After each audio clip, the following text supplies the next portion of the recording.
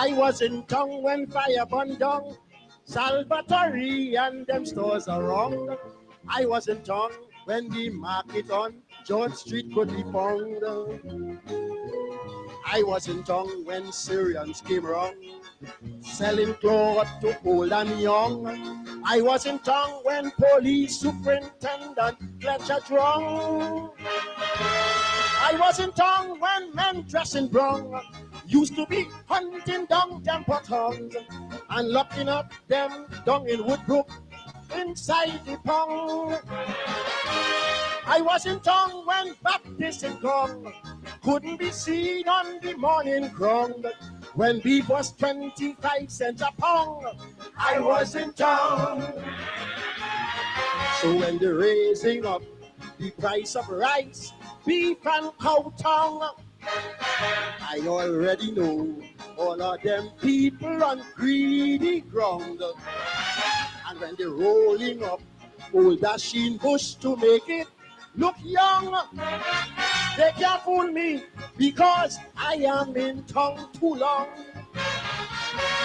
And when Montano tell me that I must eat wrong provision, he say eating cassava will cause the price of rice to come down. This time he played pack up with Uncle Ben rice, lobster and salmon. He feel I now come in town. I ain't down so long.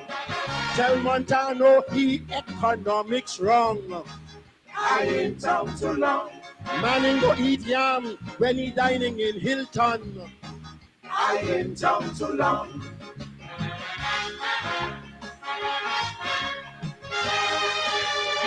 Look at your screens.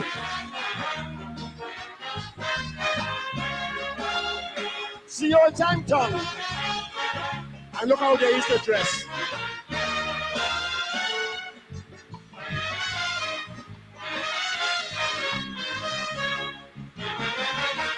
I was in town to see Pussa Chong playing cricket right by Maple Ground. When Pepper Wine, the left wing came wrong, kicking ball well strong with Eddie Allion. I was in town when Rocky Tom for Sporting Club used to kick men down. I was in town to see the tank clashed with Jabrong. When Royal Theatre shot King Kong and Lee Van Cleef used to shoot men down, and Alan Ladd and Shane came around, I was in town. When Edgar Wiley played bat and clong, and Dudley Smith used to win ping pong, and the army was under the crown, I was in town. So when I see they try their best to jail Brian Quaitong, they can't get pandemic, so they taking it Chicky Chong. And when Manning say Trinidad is safe, the country not that bad, he should take a walk up Lavante tonight without the bodyguard. And when I see NCC take over Channel 4 from TTT, they can't fool me, because NCC and TTT is the same company. And when Kaisonian say they love sampling, I don't know how long they cannot compose a song. I ain't down too long. You can't be a king and singing somebody's song. I ain't down too long. Give me some applause to show me that I'm not wrong. I ain't down too long.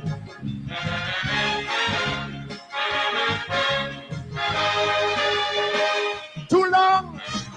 Too long. Look at Butterscreen. Look at your screens.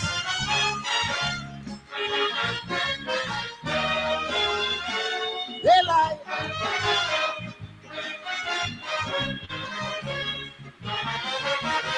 I was in town when great surgeons like Sir Henry Pierre and Najib Elias' son used to hold operations fixing heart and lung. When Bobo Lopes, Millet, cheated tongue, and Jane Broadbell sold sex all day long, and Bradley Yard was the playground I was in tongue when the Lord pretend the windy crown, and Ziba gave melody picong, and Mirama had Kaiso in tongue. I was in tongue when Lulu's band paid Kaisonian song, and Lord Blakey slicky here long, and Despos makes our men turn wrong. I was in tongue. So when government say medicine free, we not around, and telling me Mount Hope Hospital medically sound, but Manning and Pandy went away for their operation. They telling me in song, local doctors here are put on.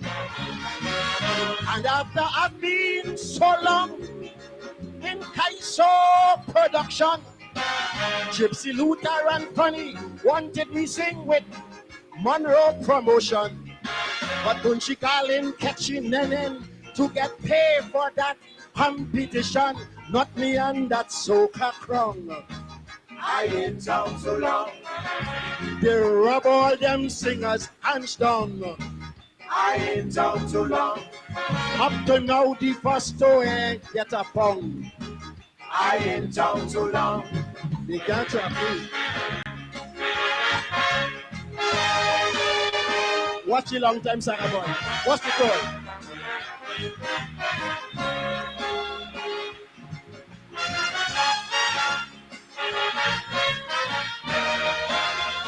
Special verse.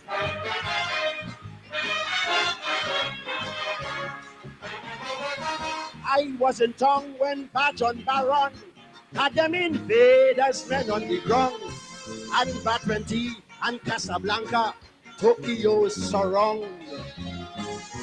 When Cambridge, Rudy Pig got turned down and demanded that Oxford be his ground.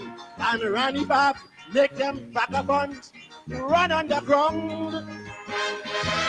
When Boise sing cut out bumper tongue, and Hotel Pie was a wrong. When Gold Teeth used to tell men, leave tongue, and Bacata soul punching ram strong, and Maravantas cut up along. I was in town. So when young bandits shooting their gun and playing baton, Gold Teeth would have sent half of them straight to the burial ground. And when we cricketers in Australia last week get out real fast, I know some of them get out just to come back here and play mass. And when I see Mr. Sharma tell people how Rowley cut him down, he can't fool me, cause when a Tubigonian hits you, you're bound to hit the ground. And when Satmaraj say carnival only helps African people are wrong, tell Satmaraj he wrong. I ain't down too long. To what race Samaru and Baruch belong? I ain't down too long. Who own all them trucks pulling steel bands around? I ain't down too long. Too long. Too long. What's Blakey? What's Blakey?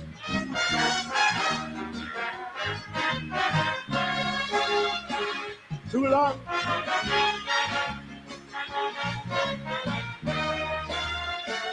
Too long.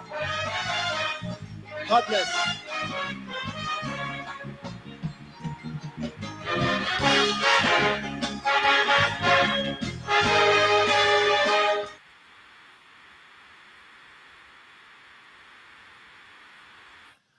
Hey, I ain't tongue too long. When they tell me that they did not violate the constitutional rights of Melly Mel, mother and sugar mother, who they think they're talking to? Not me, I ain't tongue too long. When they tell me that Jack Dio overturned the resignation of Ivor Tom, who complained that the little boy who is culture minister the start to he very disrespectful. And this time he decide he gone. And they tell me, Jack Dio disagree with Ramson. So he asked I for Tom to come back. They ain't fooling me. I in tongue too long. When they say that they're building a whole set of bridge and a whole set of road and how that gonna develop people, that gonna develop our human beings, they're not fooling me because I in tongue too long, too long. They can't fool me. Good evening and welcome to Politics 101. I'm in tongue too long. They in tongue too long for all them smartness and tricks that the PPP, when they give them little boy off the street, they said they give them $4 million road contract and how they're going to make little black boys get rich. They're not fooling me because I in tongue too long, too long, too long. When Jack Dio say he's cuss out Nigel Hughes and cuss out the WPA, but he ain't frighten them, he not fooling me because I in tongue too long, too long. The mighty chalk does I in tongue too long. I in tongue too long. I in tongue too long. I've been around since 1961 when the PPP win the election and the whole victory march, marching from Crabwood Creek and Riverton in the east and from Parika in the west. And they pass through black villages and spitting on black people, including some of their own black supporters. They're not fooling me. I've been wrong too long. I've been wrong since 1961. I've been wrong since 1961 when Balram Singh Rai won the elections to chairmanship in the PPP. And Janet and Chedi were out of the country. And when they come back and they hear that Balram Singh Rai win the election over Brindley Ben, they overturn the election. They scrap the election. They dash away the ballot boxes because they say they want a black man to be the chairman, not an Indian man. I was in tongue then. I was in tongue then. I know this story good. I was in tongue when in the Houston district in 1961, they had to count over the vote. And when they count over the vote, it showed that the PNC win the seat. They think I don't know that, but I know that because what? I in tongue too long.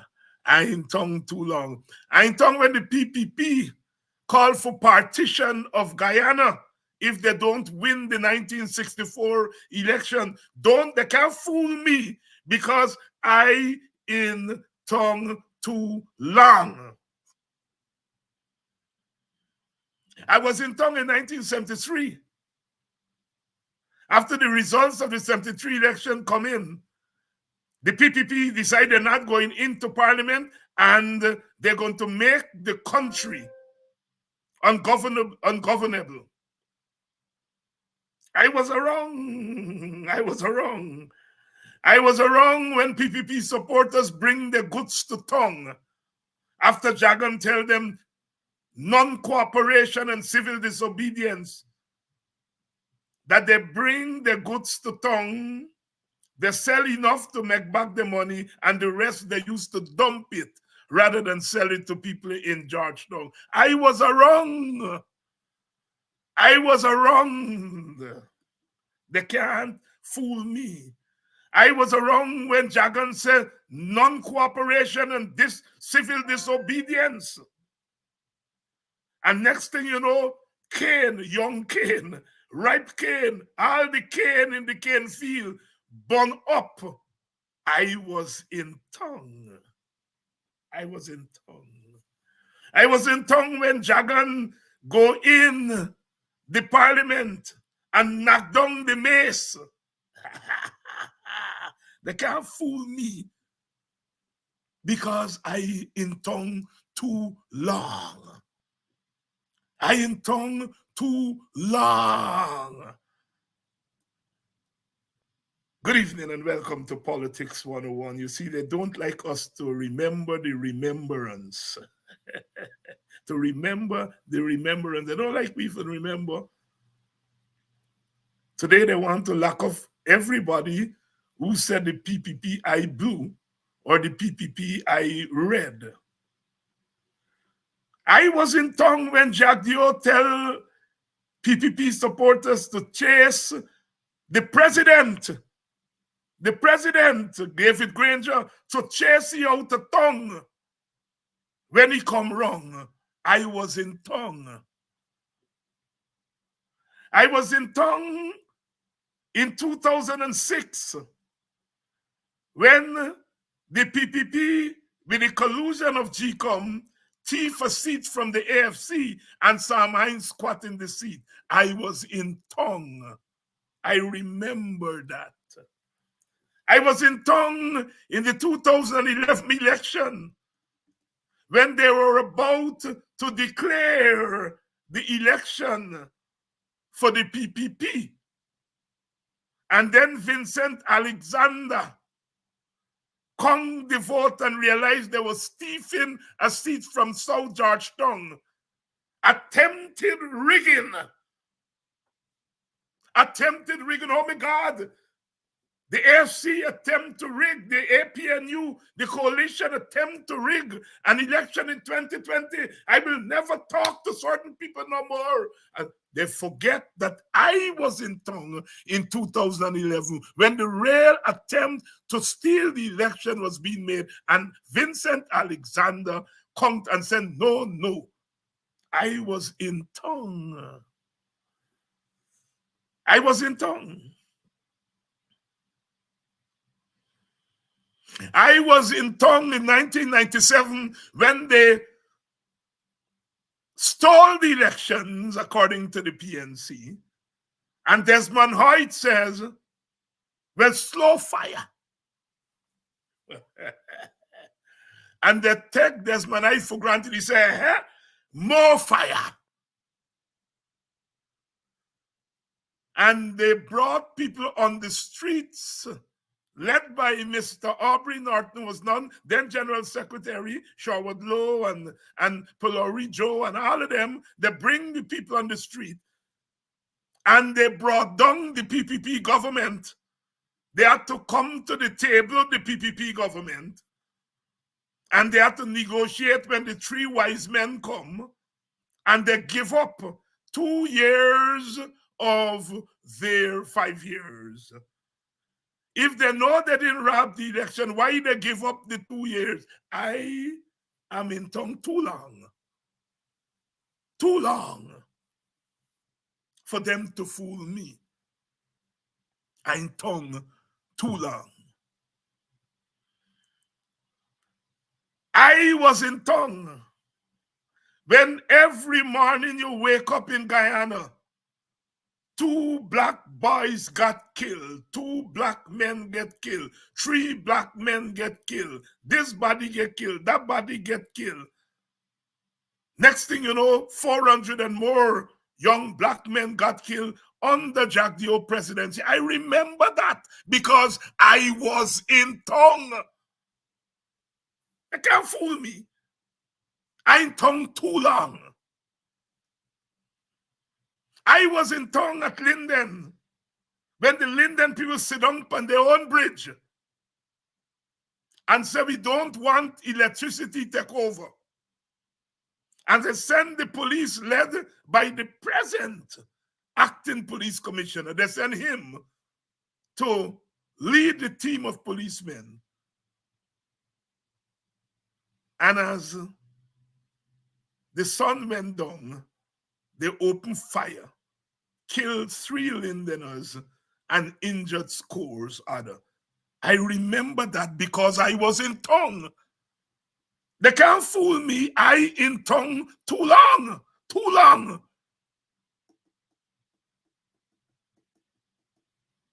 I remember Courtney Cromwing walking around the place protesting the PPP, blowing yarn and telling people come out and vote for the APNU. Next thing you know, he get killed and a minister in government was implicated but never charged. To this day, nobody could say who killed Crummy Wing, but I was in tongue when Crummy Wing get killed. They can't fool me because the police called me all the way in America after I said that Crummy Wing was murdered by the government. The police by a Mr. James, I think at that time, called me all the way in America to interview me, to ask me how I know the PPP killed Crummy Wing. I was in tongue. I was in tongue. After they called me liar Nigel Hughes, and Nigel Hughes tell me, don't answer no question. I was in tongue. I was in tongue. I was in tongue when the PPP murder. A nice afternoon like this. A nice afternoon like this. When they murder Ronald Waddle, I was in tongue. They can't fool me because I'm in tongue too long. Good evening and welcome to Politics 101. They tell us about crossover votes. And they're always telling us about that. But they can't fool me. Because on Monday, they tell us fight for crossover votes. On Sunday, they tell us fight for crossover vote. And on Monday, they say the PPP lock off all the Indian votes. The PNC can't get none. The AFC can't get none. The WPA can't get none. Only the PNC the PPP can get Indian votes because they lack half the votes. But Sunday they tell we crossover vote gonna win the election. Monday they tell we the PPP lack half the Indian votes. And so it's only African votes that are up for grab, and the PPP can get some African votes. When they tell we don't bother, the WPA ain't gonna get no Indian vote. The WPA vote gonna come from black people who are against the government. They can't fool me, you know. I in tongue too long. The mighty chalk does. I in tongue too long. I in tongue too long. Good evening to all of you. Good evening to all of you. You're joining us from New York City. Whether you're joining us from Georgetown, Guyana, or in the country areas. Good evening to lovely people at Golden Grove. Good evening to the people at Golden Grove, Nabaklis, Hasnant. I was in tongue when they shoot Quindon Bacchus and Kiri at Aslington New Scheme. And then when the people of Golden Grove decide that they're going to protest, they're sending the police to shoot them up, shoot up the church, shoot up the business. I was in tongue. They can't fool me. They can't fool me. Good evening to the wonderful people at Linden. I noticed yesterday you all was backballing and doing all kind of story there in Linden, the excursion, been up there from Georgetown, and I noticed how you all carry on, get on bad. As the Calypsonian mighty Duke say, my back just torn. And all you jump and get on bad. But you all know I just chuck it. Some people they say, you know, black people like party too much and they like dance. Some everybody like party. Everybody like party. Some does party and hug up. Some does party and backball. Some does party and take off their clothes. Then lower your bubble. Low you all bubble. Of course, you all have to have a good time. All I asking for is some of the energy I see with the back balling there, the front balling, that you all put some of the energy in the politics. All the energy mustn't go in the dance hall. We must left some of the energy for the politics. But man shall not live by bread alone. You gotta live with your little dancing and so on. Good evening to all of you. Welcome to today's edition of Politics 101. I'm in tongue too long. Like to my condolences to my countryman, Mr. Reed. I don't know how I missed that last week. Pompey Reed passed away there in New York. The father of Sister Lynette, who is Lynette Zephyr, who is one of the co-owners of Politics 101. Her father passed away and was buried this past week. I missed it I missed it. Condolences to Lynette and the family, to the Reed family. Condolences on the passing of Mr. Reed. May soul rest in peace. Yesterday they put down my sister, Sister Magna Trim, and they're well and go on there in Buxton. But like I say, so the thing does go. It's so the thing does go.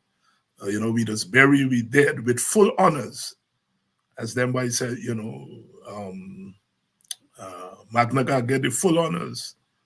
The music and the liquor got flow a little bit and they got wine up and so on. They got full military honors. Magna Trim, one of my people. Well, Kwayana people. It's only me people by by inheritance. Them is Kwayana people, That's what we just call them in boxing. They gave it called Diard Kwayana people, WPA people. So them is Kwayana. Them people, them the Kwayana people. And so on. Magna and her family, them is Kwayana people. They go to Kwayana school. They support everything that we have, and so on. May her soul rest in peace, Magna. Sleep well and say hello to the ancestors. Welcome to Politics 101. Yes, I've been around long, I've been around long, so I know the story. I know the story. I was around long. And so when they're trying to fool people, they don't like people like me who've been around long to talk the story. Oh, yes. Lynette, oh, Jesus Christ, Leslie Gardner, Piggies, Lord God. My brother from Maryland, and then he moved on home, and I see him recently. Leslie Gardner out of Maryland, from Buxton. Oh gosh, Lord, God. And so many people are dying, as Lynette, people would say, Congo Creole, see them go away one by one. You all young people who just play, you all know Creolese. One by one mean one by one. You see, at this area, you all talking some things and call it Creolese, not Creolese. I hear they say it's we thing. It's we thing is not Creolese. Creolese not get we. Creolese get awe. It's awe thing. Right? The long time they used to say broken English. Well, it's we thing is broken English. But Creolese, which is not broken English, Creolese is we language, our language. Our language. See them go away, Congo Creole. One by one. Rest in peace, Mr. Gardner. And then I noticed this morning another of our brother there, used to be at UG, passed away. Miss teacher Miss Jackson, teacher Miss Jackson, her brother. He left the village a little bit and go there and so on. Passed away. Oh boy, one of our young villagers in in um in Antigua died by drowning. Yes, then he's Maxwell Jackson. Maxwell Jackson, Miss Jackson brother, used to work at UG, passed away. And then one of our young villagers in Antigua, Farley Scott's son. Farley, your villager, Farley Scott. And Farley them is Congo too, eh? Farley mother is Scott. Them people, them this Congo people. Miss Scott, Miss Dati, Miss Goodman, all them people, them days Congo people. Rest in peace. Rest in peace. Rest in peace. The dead is also important because they go back to their ancestors and they report what is happening. What is happening. Welcome to all of you. Welcome to all of you on a Monday evening. You see, I don't fight certain things. I don't fight certain things. And the reason I don't fight certain things is because certain things will always come to fruition.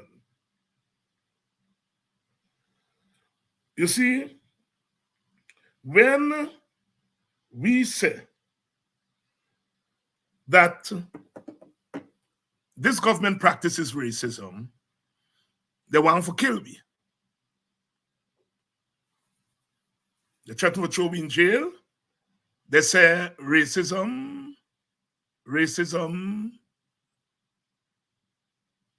doesn't exist in Guyana because the Guyana Constitution does not permit racism.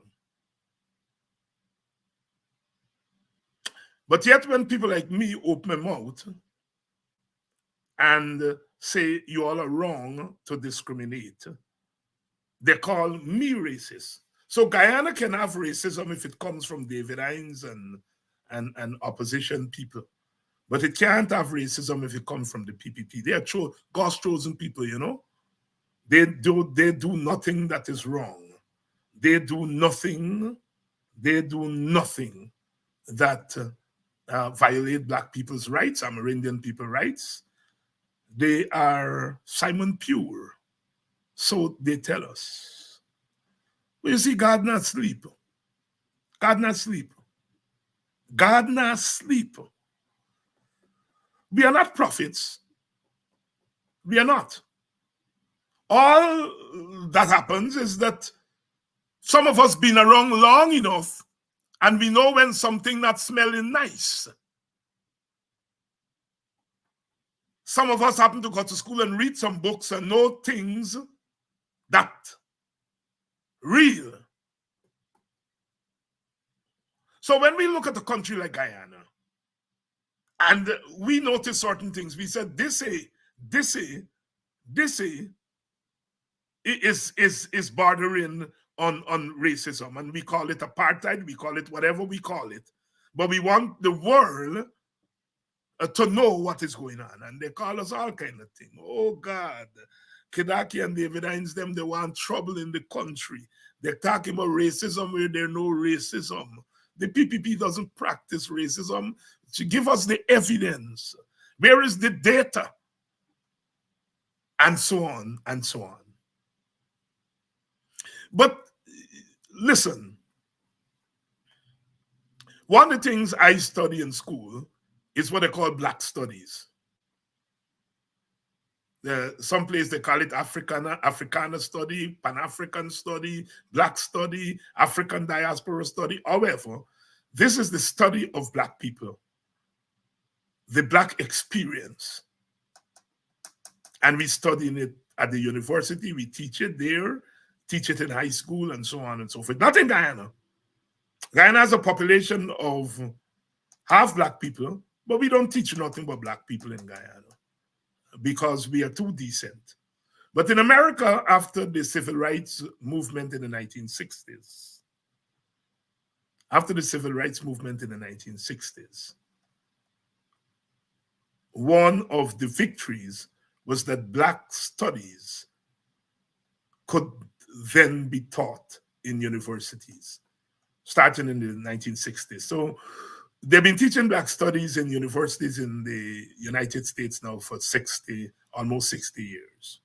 And some of us have had the privilege of studying. I had the good fortune to go to Howard University, one of the top black universities. So I got a chance to do black studies there. And by the time I was finished and ready to teach, Caribbean studies were included as part of black studies. And so we get a chance to study these things and observe these things. And we get to explain racism is the belief that one's ethnic group is superior to other groups. That's where racism starts. It starts with racial prejudice. You're prejudiced against other groups. You believe that they are inferior. They're not on the same plane with you. They do not deserve the same things that you experience and the rest of the world experience. Prejudice. Prejudice, when given larger meaning, moves from prejudice to racism. People believe that black skin, those with black skin, are inferior. That's where it started, the prejudice. I don't like people with black skin. They're inferior. And you begin to give meaning. When you see this black skin in the night cross the road, call the police. If you're a woman, I'll look for rape. When you see a black woman with this skin here, she good for nothing. She good for nothing. She doesn't deserve the respect that other women deserve. When you're talking about feminism, it don't include the women with this skin. So you start to give meaning to this skin color. And if you give meaning to black skin color, you don't have to say anything about white or brown skin color. You automatically give meaning to them. If this one is inferior, anything other than this is superior. You're moving from prejudice to racism. And then when you have institutional power, the power of the government, the power of the parliament, the power of the court, when you are able then to use the power of those institutions to make real your prejudice against this skin, then you move to racism. So racism is racial prejudice plus power.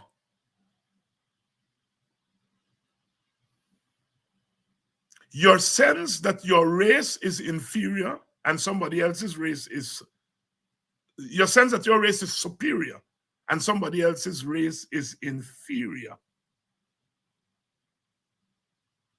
You now are taking it into the realm of power. Somebody asked me the other day, said they were reading some book and they noticed Brother UC in the 1960s was fearful of Guyana going to independence under the PPP, and they wanted me to explain what was happening. I said, well, Brother UC was one of the public leaders who very early decided he wasn't playing games with race. He understood the danger of racial prejudice when you attach it to power. And he saw racial prejudice in the society in the late 50s and early 60s. And he was fearful that people who held or showed glimpses of those prejudices, when they got their hand on political power, what they were going to do. And so he did not want Guyana to go to independence under one racial group. He said, at best, we should go to independence under two racial groups. So one going to be there to prevent the other one. And he came up with what was called joint premiership long before the theorists at the university were talking about power sharing and so on. 1961, brother, he came up with that thing. Because he was fearful of racial prejudice in high places. So, we who come from the Guyana tradition spent our entire political life, among other things,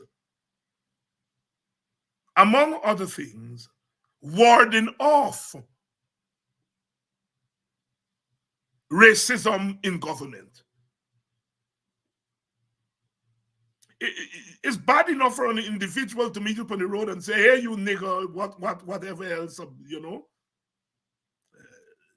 It's bad enough.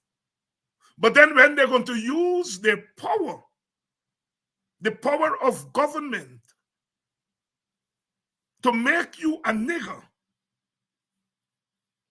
then that is racism. You all know where we're going? You all know where we're going with this. A man, according to Mr. Ivor Tom, he tell a man you can't park there. The man tell you, but he black so and so. Cause see, but he black so and so because he tell the man you can't park there. That is racial prejudice. Those of us who are black and we live in Guyana, we live anywhere in the world, we gotta live with that every day. Some of them just say we tell you, but we black so and so openly. Some of them just say it under the breath.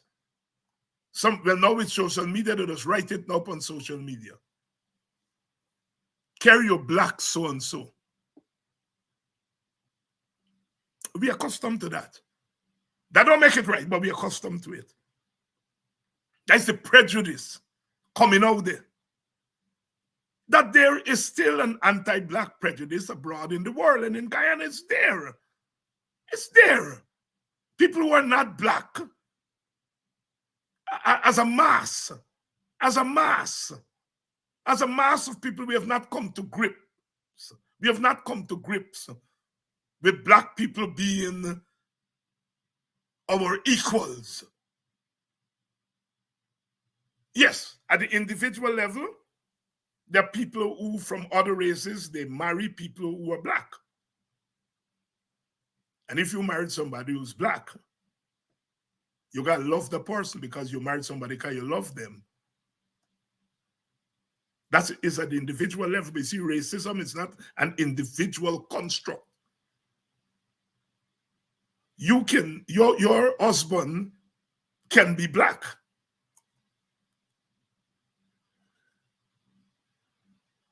Your husband can be black, but black people can still be seen as inferior in your eyes. Your husband is not inferior, he's your husband or your wife. But the mass of black people are seen as inferior. Somebody marry a black man, but he can't bring a black family. Or they can't raise the children as black. The children got raised as non-black. They can't listen hip-hop. They can't listen soca. They can't dance a certain way. They have to act white. So at the individual level, we can marry, love who we want to love. But because race is not an individual construct. Racism is not an individual construct. It's a collective construct. That is why, you can love who you want to love individually. You don't have to love the race. And that happens a lot. A lot of people married to black people get children from black people. Black individuals. But they still believe that black people are inferior because they don't want to raise their children as black. That is where the inferiority comes in. So Mr. Tom, Mr. Ivor Thorne, just tell a man he can't park there. Cussy. You can see that he's short. You can see because he talking English. You can see because he must look poor and he clothes, you must have on a suit and tie. Then cussy for all them things. Then cussy by his height. then cussy by the way he talk. His language. Then tell you, carry you so and so, English so and so. Carry you working class, African so and so. What they cussy about? They cussy about your race. Of all the attributes that Mr. Thorne has, I know him. He's not a big tall man. You can say he's little medium height. Then cussy by medium height. He talk English. Then cussy that he talking English. He's a male. Then say carry your man so. Carry your male so. Then cussy about the gender. What is the first thing they cussy about race? Black people, are you better wake up? I beg of you. I'm begging of you. Because some of you two just make yourself damn fool. People are cuss at you, but are you race? And I say, it's not me race, he cuss me about, he cuss me because I'm fat. Of all Mr. Tom attributes,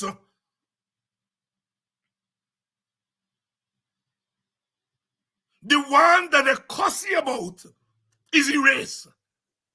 Carry your son, so black man, are you responsible for this country being right there? I want you all to listen to me carefully.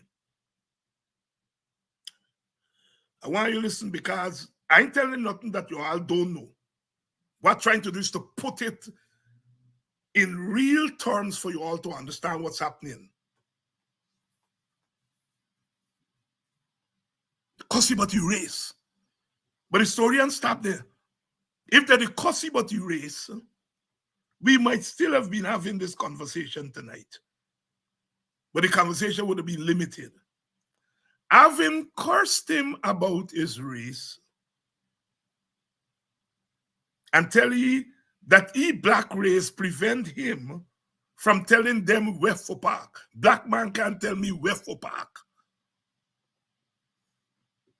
They then call somebody in high places. Maybe the minister, but it get to the minister. They call somebody in power. The person in power then use the power to order Mr. Tom to come to the powerful man office. Two of them, the director of culture and the permanent secretary. Both of them, both of those persons represent power.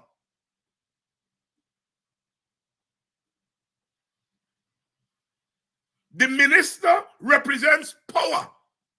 Y'all remember, sir? Prejudice plus power is what makes racism. The body didn't call the evidence and say, look, you know, say black people good. Look, they get a black man here ordering me wrong. Then call the evidence.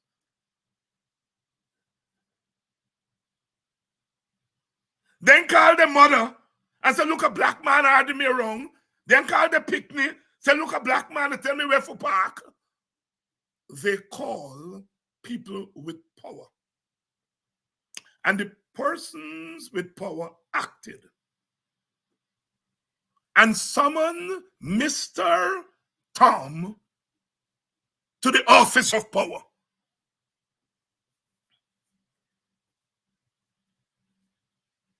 But not me shot. But not me shot. And the people in power ordered Mr. Tom to go to the office of power. Mr. Tom went because he's an officer of power, of the law, of the government.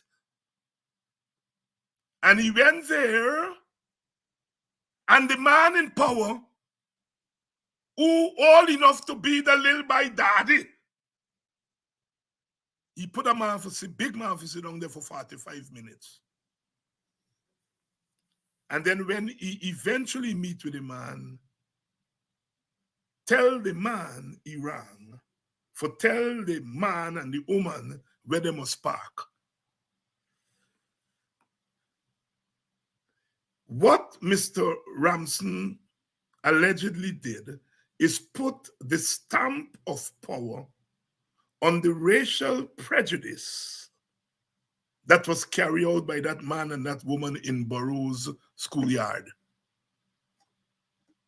The man and the woman in Burroughs schoolyard, they were exercising prejudice against Mr. Tom, racial prejudice. But then when they called the powerful people, and the powerful man put his stamp, he said, you had no right to talk anyhow to those people. The stamp on the prejudice. Racism. That is racism.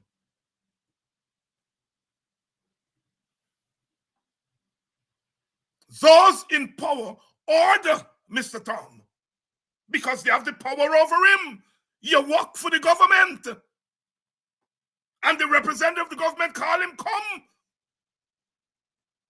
You don't knock down nobody on the road, you don't rob nobody. You don't cuss nobody.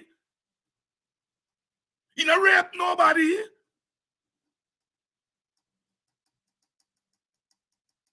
All he did is say you can't park here. When me just tell people you can't park there, you just tell people you can't park there. What is Mr. Tom crime? Mr. Tom crime is that he's a black man telling allegedly two people who are not black they can't park there. It's not the parking there is the problem. It's who telling who they can't park there.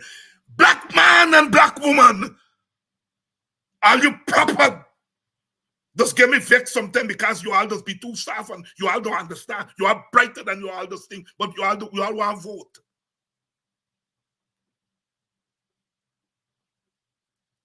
It's not the telling them they can't park there. That's not the problem. All we just tell people you can't park there. Man, come and park in front of me, bring me tell you you can't park here. So it's not the telling the parking.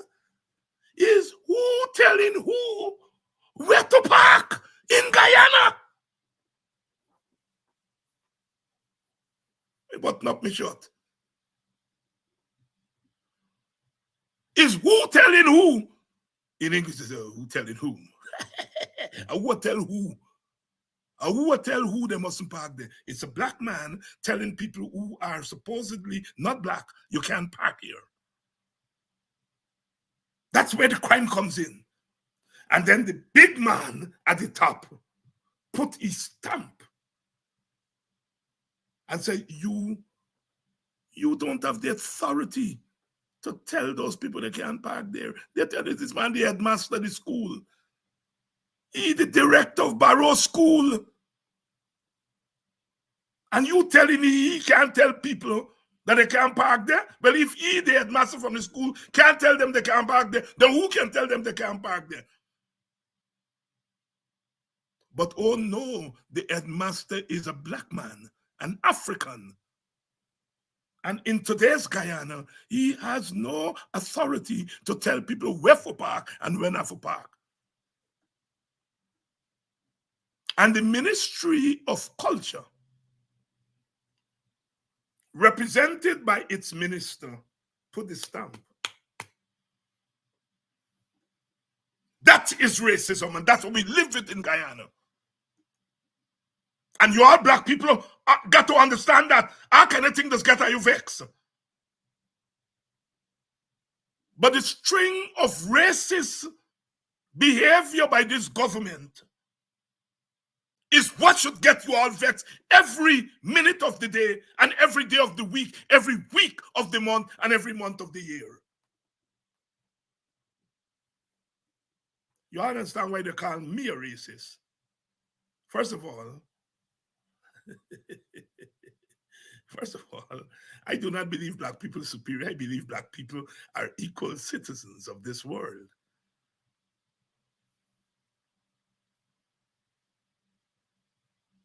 I don't have governmental power or any institutional power to put my prejudices into action, but it's me that is called racist. And here's why they call me racist. When they listen to this program, they're going to listen to the racist. The person who's explaining racism becomes the racist in Guyana. And they're doing that because they have the power to do that. And Jack, you call me racist is not an individual calling me racist. It's the government of Guyana calling me racist. He doesn't say, I am speaking in my personal capacity. David Hines is a racist. No, that's not what he says. He sits there as vice president of Guyana and calls me a racist. He's using his power to deny me my right to speak about the racial discrimination that's been carried out against my people. He's denying me that right.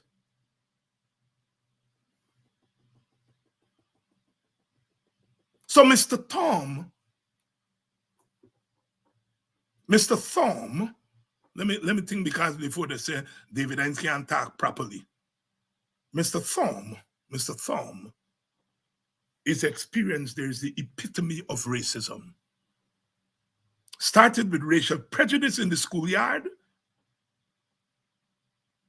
and it quickly moved to the top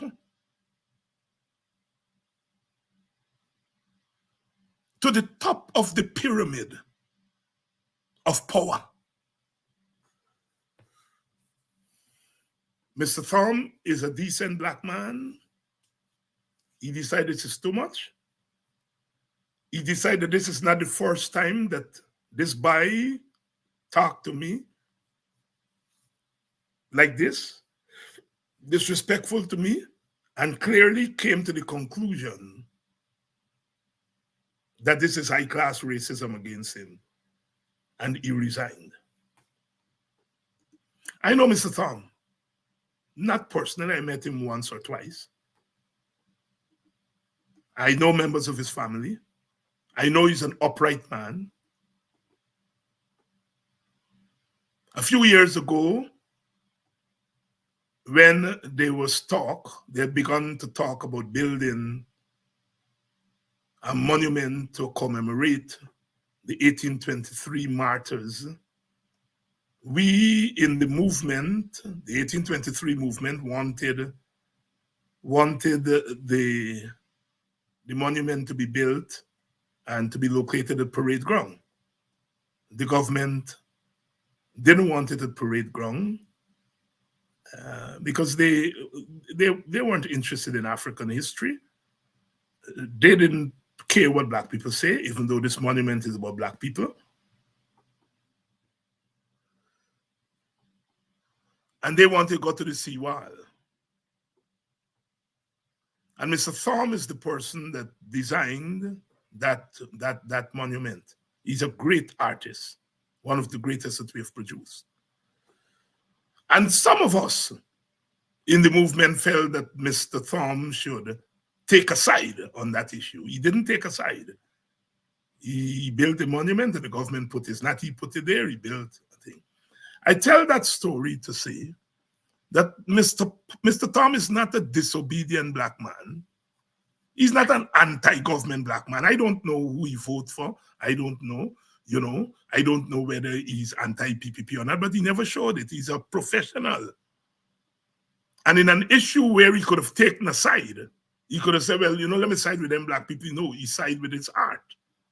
And he said, I just building a monument where the government want to put it. That is the story. He never took a side.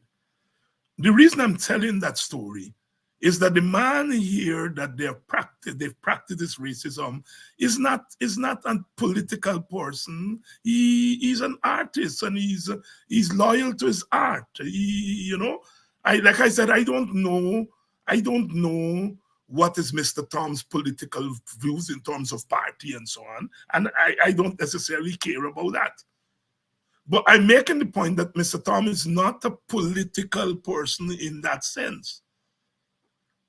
The moral of the story here is that when racism ready for take off on you, he don't ask you is which party you would vote for, because them two people who decide that Mr. Tom is a so-and-so black man, they don't know whether Mr. Tom vote for the PPP. They don't care. All they care about is that he's a black SO. And that is how racism works. Them in the PPP, those black people in the PPP, if they tell you that they do not experience racial prejudice in the PPP and racism, they're lying to you.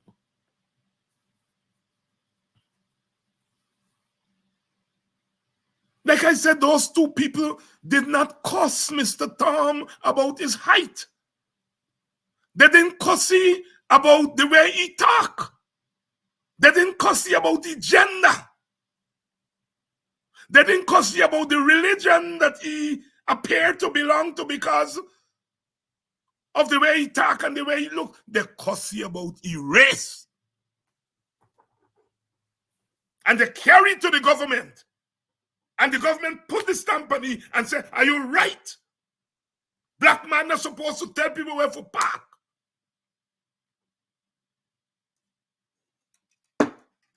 That is the nonsense that black people have to live with on a day-to-day basis.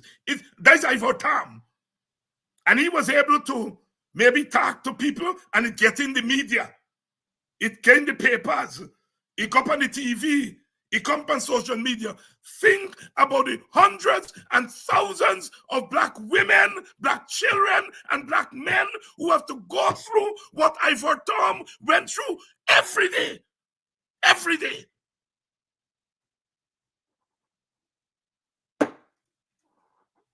They just tell me.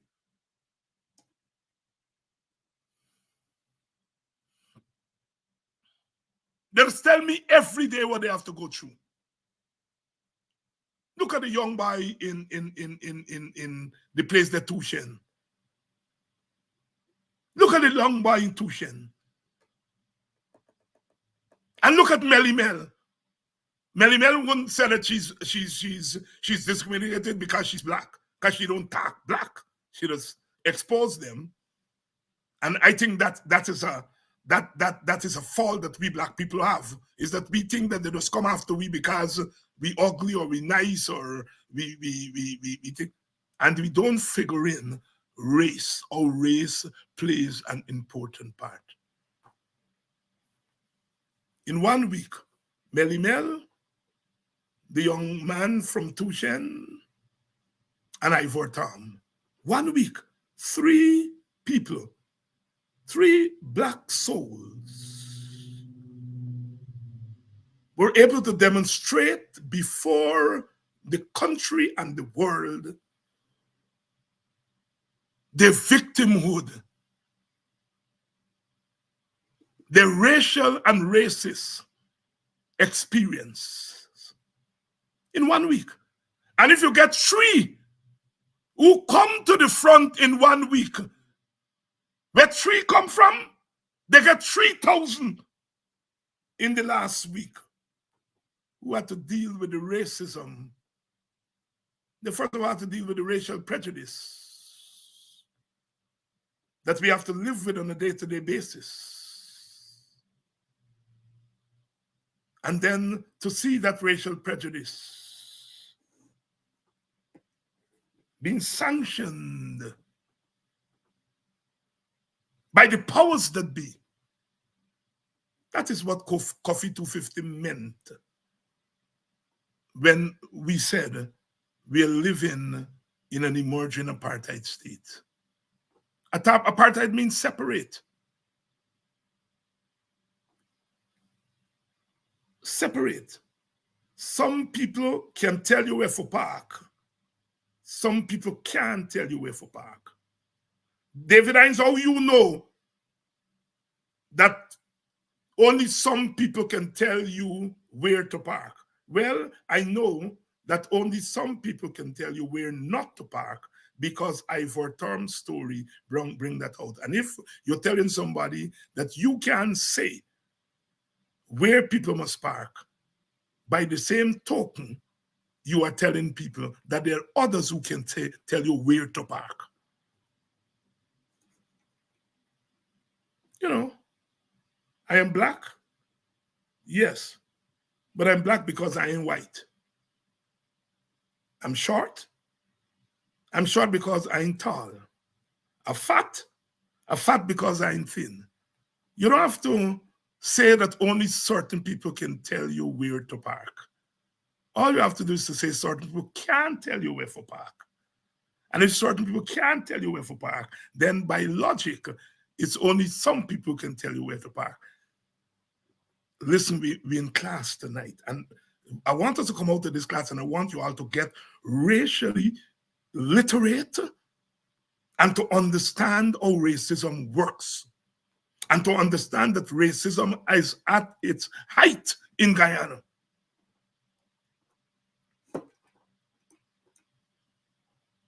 Sanctioned by the state.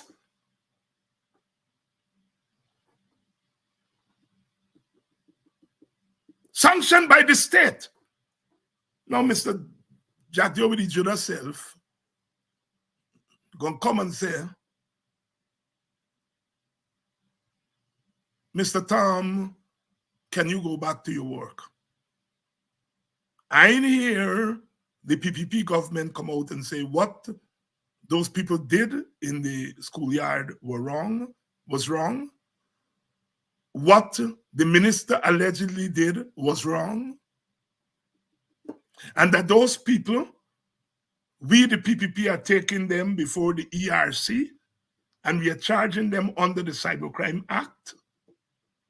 I don't hear them saying that the minister who is alleged to have ordered Mr. Tom and disrespect you will be taken before the ERC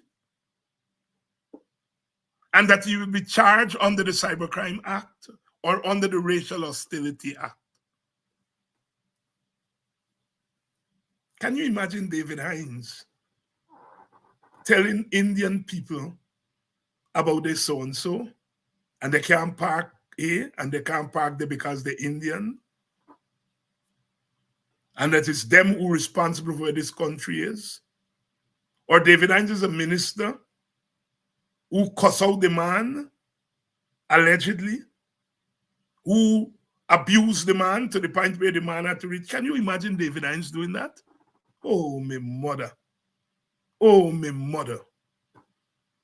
First of all, David Hines would not even think about doing that. Because David Hines doesn't believe that. I don't believe that Indian people are inferior to black people or black people are superior to Indian people. I don't believe that. It wouldn't come from me naturally. So that's the first thing. It wouldn't come. But let me say me to drink up some rum and get drunk up and me talk out a turn. Can you believe what would happen? Can you believe what happened?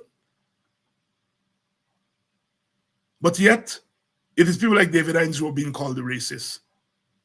And the real racists are operating in front of us.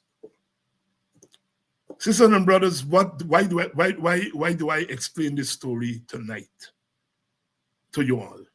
I explain it because I have a microphone that you all give me. Now, me microphone, this social media platform is not my own, is how you give me it. Because every night you all come here and I will just gaff, talk, discuss, learn, teach. Is all your platform. So I'm telling this story because I got a platform. And the platform allows me to say things here that before the end of the night, that tens of thousands of people will hear.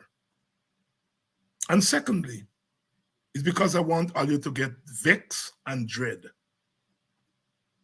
I don't care who call me demagogue. Me don't care who call me troublemaker. I don't trouble nobody. I don't tell black people to trouble nobody. But when you all trouble black people, then I have to stand up.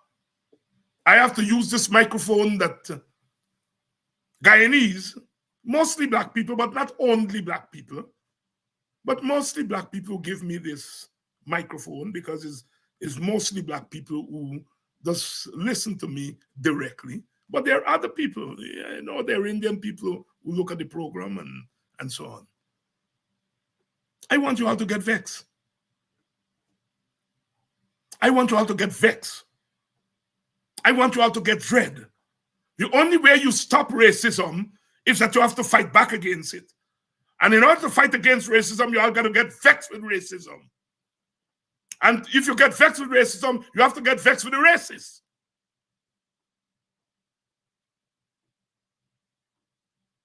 Your political leadership has to guide you politically in terms of political action. But in your individual capacity, in your collective capacity, whether it's your village or your family, you all got to wait for the political leaders to guide you all. Get vexed. If you're black, you're African Guyanese in Guyana, and you're not vexed after what you see go on there with Ivor Tom, then something is wrong with you all, and I know nothing wrong with you.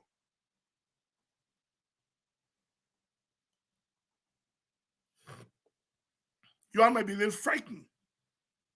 You all might be a little frightened. Some of you all might be licorice, looking after your all individual self. And so don't worry what happened to the collective. Once I get a food for eat, I don't bother with it. Some of you are licorice, some of you are frightened, but not apart from that, nothing else wrong with you. Get vexed. Get vexed. Get vexed.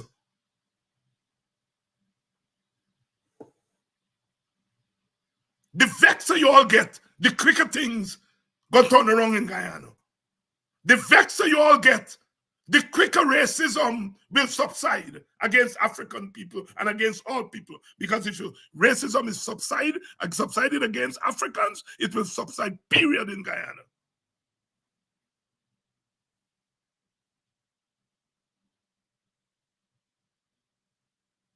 Let me end with this. May I repeat myself. They did not cuss Ivor Tom about his height. They didn't cuss him about his gender. They didn't cuss him about the way he talk. They didn't cuss him about the religion he appears to belong to. They didn't cuss him because of the way he dressed. They cuss him about his race. David Hines, everything for you is race. Not tell that to those two jackasses.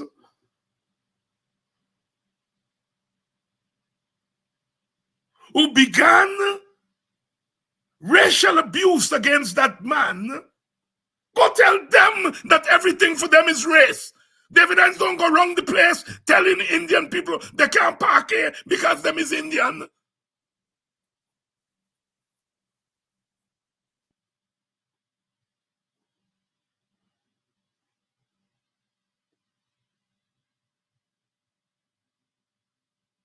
Akwasi, you're right. You've vexed since 1992. Me too. I was around too long. And you all black people got to start. As I said, the big struggle, whether it's street protest or other form of protest, I know it's the political leaders got to direct that. But I take it for myself tonight to direct you all to get vexed. To get vexed.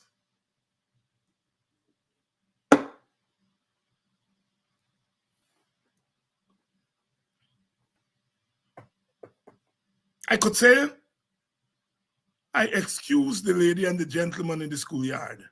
I could say that. But I'm not going to say that because I know that that action was part of the process of racism. To take that away, you're taking away a very important, because racism begins with racial prejudice. Racial prejudice is premise on difference. You give meaning to difference. Difference in itself is not a bad thing. If you're Hindu, I'm Muslim, somebody's Christian, we are different. That is not a bad thing. But it's when the Muslim give meaning to Hinduism in a negative way, or when the Hindus give meaning to Christianity in a negative way, then it's when you're moving from prejudice to something else. So you start with difference. Difference becomes prejudice because you're now attaching meaning to difference. And then prejudice becomes racism because you're applying power to prejudice. Eh? There was vex when my auntie sent me to school. There was vex. There is vex. The first time I go me use a big word, my auntie slapped me. Use big word on she. She said, I send you to school to learn big word, not to come and use it on me. I was too small, as they say, too little for understand the big logic she was putting in my head. Me send you to school for learn big word, not to come and use it for me, but to use it to defend your people. That is why she left out. I didn't understand what she left out till later on. I send you to school to learn big word. So when I say my auntie send me to school, this is what I mean. That there may be things that you understand as people, everyday citizens, but you may be too fearful to say it. You understand it, but you understand it in limited terms, not in the broad terms. Well, it's people like me who are you sent to school. God, flesh it out for you all. And when we begin to flesh it out together, then the fear goes away. And some people may say this is just for black people. It starts there because they're the victims. But our Indian brothers and sisters have to understand that the government that you are supporting is practicing racism. And it is practicing racism in your name. You cannot stop it from practicing racism in your name, but you can disassociate yourself from it. You can decide, I ain't voting for them. You can decide, I ain't voting for them. I don't want to vote for the others, but I ain't going to vote for them. So Indian brothers and sisters, you all got responsibility too. This is not just a black story. It's a black story because we black people are the victims, the everyday victim. We have to live with this every day, you know. The Ivor Tom moment is something we live with every single day. I'm talking to you all Indian brothers and sisters now. We have to live with that Ivor. It's not isolated. It's not isolated.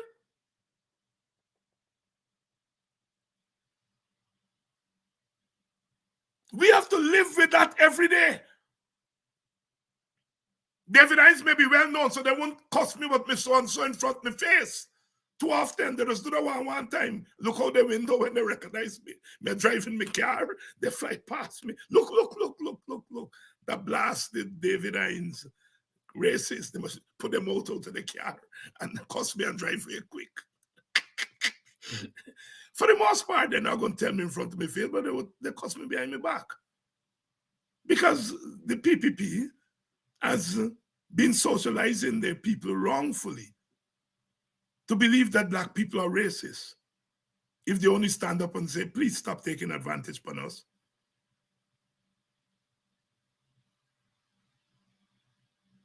So here we have it. Are you vexed tonight? Vexed tonight and carry that vexedness tomorrow, next week, until we put an end to these crosses.